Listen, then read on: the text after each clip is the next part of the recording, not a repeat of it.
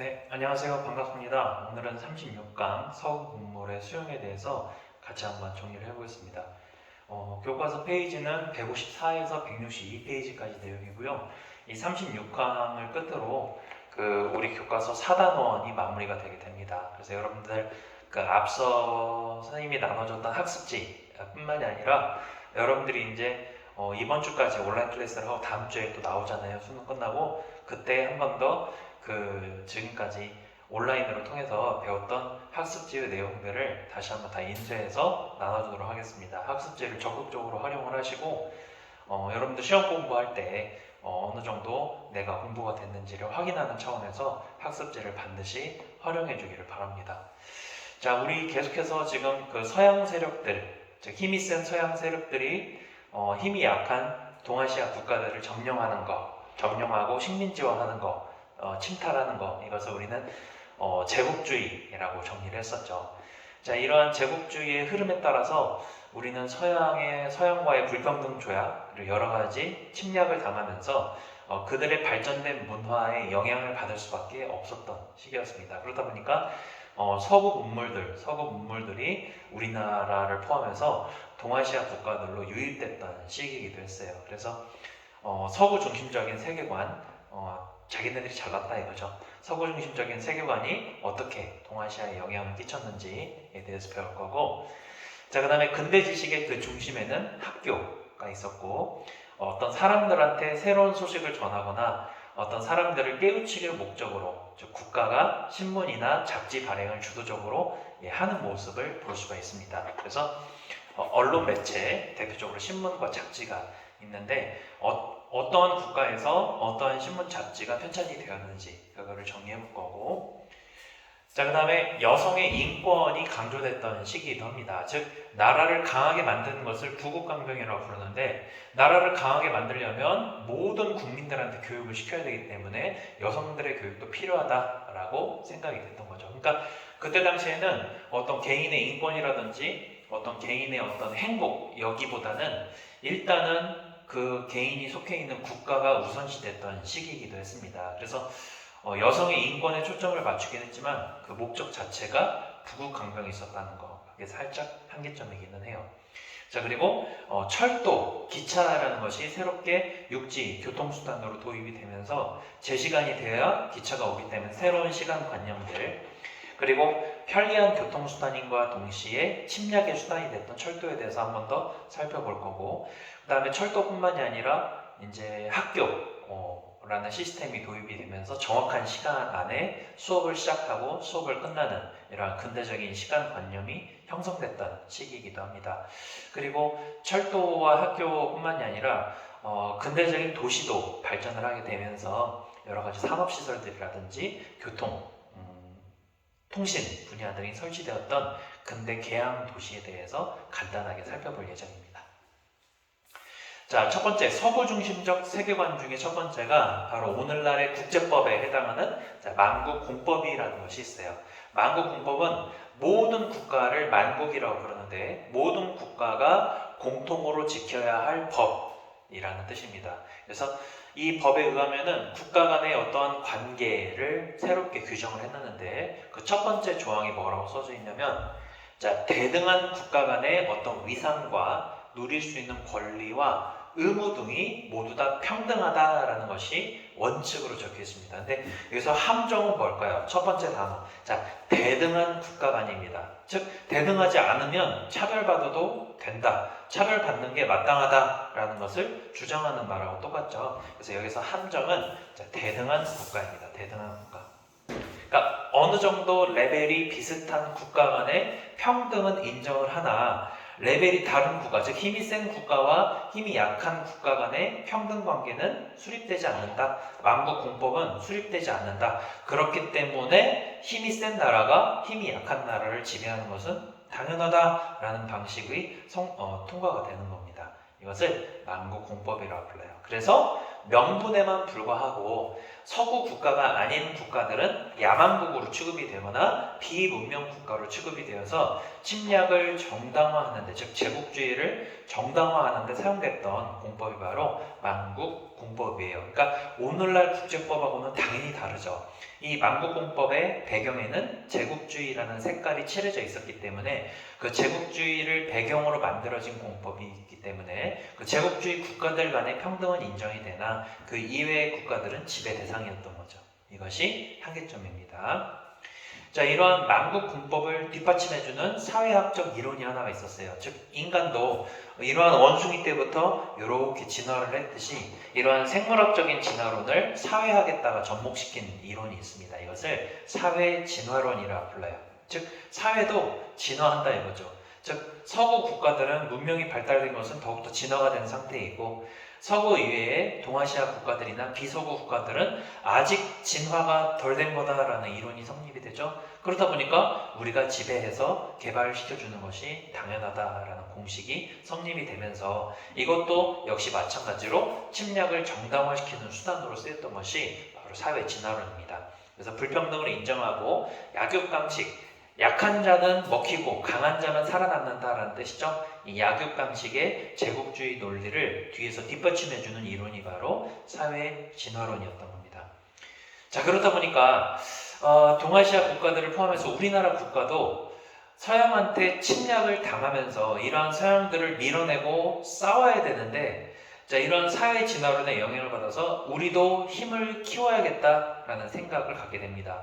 그래서 어떤 제국주의에 대한 비판하는 것보다 오히려 제국주의를 갈망하고 우리도 빨리 성장해서 다른 나라를 지배할 정도로 힘을 키워야지 라는 생각으로 머무르게 됩니다. 이것이 한계점이기도 해요. 그래서 우리 스스로 힘을 키우자라는 자강운동으로 확산이 됐지만 제국주의를 비판하는 움직임으로의 연결은 이루어지지 못하는 것이 한계점입니다. 자, 청일전쟁이 일어났죠. 아무도 예상하지 못했어요. 일본이 승리할 거라고는. 근데 덜컥 청일전쟁에서 일본이 승리하자 큰 충격을 받게 됩니다. 중국 사람들은. 그 중에서 영국에 머물면서 영국 유학생으로 영국에서 공부하고 있었던 앰프라는 사람이 있는데 그 앰프라는 사람이 청일전쟁에서 중국이 일본한테 전쟁에서 패배했다라는 충격적인 소식을 듣고 중국으로 건너오게 됩니다. 그래서 앰프에 의하여서 사회진화론이 청나라에 소개가 되었고 이것이 영향을 끼치게 돼요. 그래서 새로운 법으로 바꾸어서 나라를 강하게 만들자 변법 자강운동을 일으켰던 사람 중에 하나가 량치차오인데 이 량치차오의 마인드에 영향을 끼치게 됩니다. 그다음에 우리나라의 6.1준 윤치호라는 사람한테도 영향을 끼치게 되면서 사회진화론으로 발전하게 된 거죠. 근데 특히 이 윤치호 같은 경우에는 나중에 친일파로 전락을 하게 됩니다. 그러니까 사회진화론의 공식에 따라서 아무리 우리가 저항을 하고 아무리 투쟁을 해도 일본으로부터 벗어날 수 없다. 왜? 아직 진화가 덜 됐기 때문에 라는 인식 때문에 오히려 일본한테 협조하는 모습을 나중에 보이게 됩니다. 이렇게 발버둥쳐도 안 되니까 차라리 일본에 협조해서 우리가 강해져야 일본의 지원을 받아서 우리나라를 강하게 만들어야겠다라고 생각을 해버리게 된 거죠. 그 사람 중에 하나가 윤치호라는 사람이 있습니다. 자, 그래서 만국공법과 사회진화론과 같은 이론 때문에 서구 중심적인 세계관이 우리나라를 포함해서 동아시아로 건너왔던 시기이기도 합니다. 자, 그 다음에 두 번째, 자, 이러한 과정에서 근대 지식이 확산됐는데 그 확산의 중심에는 학교 시스템이 있죠. 그래서 나라를 강하게 만들기 위해서는 일단 국민들을 교육시키는 것이 필요하다라고 생각을 했던 겁니다. 그러려면 모든 국민들한테 똑같이 교육받을 수 있는 권리를 줘야겠죠. 그 다음에 실용적인 학문을 가르쳐야 되고 어떻게 이러한 교육 시스템을 운영하고 어떠한 학문들을 가르쳐야 되는지를 직접 서양 국가들에 가서 보고 배워야 될 거 아닙니까? 그래서 일본 같은 경우에는 미국하고 유럽으로 직접 떠났어요. 유학생을 파견을 시켰는데 청나라하고 우리나라 조선 또는 대한제국 같은 경우에는 일본으로 유학생을 파견을 하는 모습을 보게 됩니다. 왜냐하면 일단 거리상으로 가깝고 일본이 먼저 미국과 유럽을 순방해서 유학생들을 파견한 전례가 있었기 때문에 그러한 일본을 통해서 배우고자 했던 거죠. 자, 그래서 이러한 국민교육이 강조가 되면서 근대 지식이 학교를 통해서 확산이 되게 됩니다.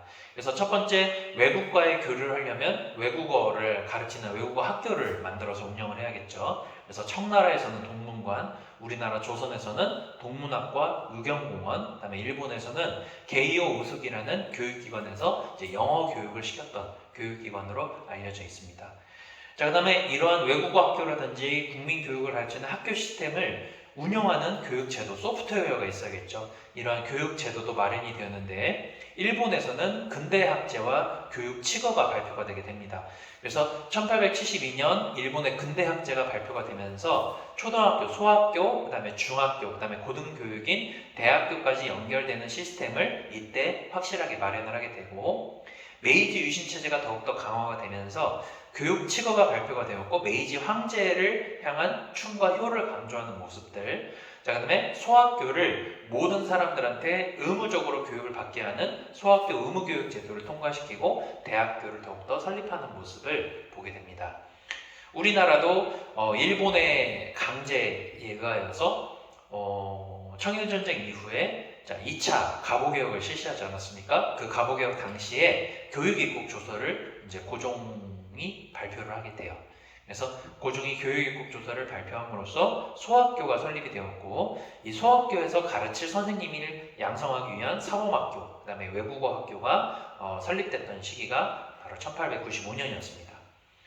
자, 그 다음에 청나라에서는 새로운 정치, 즉 신정을 새롭게 실시하면서 과거제도를 폐지시켰죠.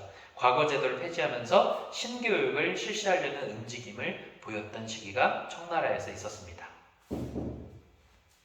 자, 이러한 학교뿐만이 아니라 신문이나 잡지와 같은 언론 매체도 근대 지식을 확산시키는 데 기여를 했는데 특히 백성들을 교육시킬 목적, 그 다음에 여론을 주도할 목적, 그 다음에 여기에서 수록된 광고를 통하여서 소비가 촉진되는 역할도 했어요. 자, 그래서 이러한 신문 같은 경우에는 국가가 통제를 하게 됩니다. 발행을 허가하는 발행허가제라든지, 자, 발행하기 전에 미리 검토하는 사전 검열 제도를 도입을 함으로써 통제를 했던 거죠.